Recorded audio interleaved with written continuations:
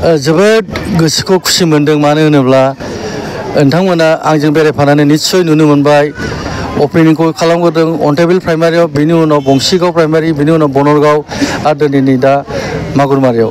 दा रायजो राजानि जिहेतु आकर्षणखौ नुबाय नोंथांमोना, जेरावबो मोनब्रै जों दा खालामनायाव लोब लोब रायजो राजा ओंखारदों।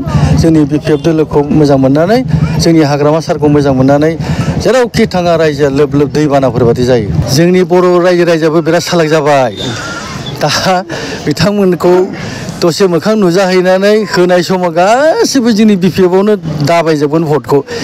बेहाय खुनु माबा गैया।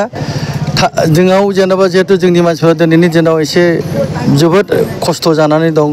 बे खस्थ'खौ सुफुंनो थाखाय एसेबाबो सायजनि थाखाय नुजाहैदों। खिन्थु रावबो, आं क्लियार बुंगोन, जोंनि बर'ल' नङा, जोंनि BTC-नि रायजो राजाया जेसेबां जाथि जनगस्ति दङ BJP-नो भट होनाय नङा। मानो होनोब्ला जोंनि बनगाव समस्तियाव माब्लाबाबो BPF-खौ फेजेननो हानाय दस्रा दोलो गैया।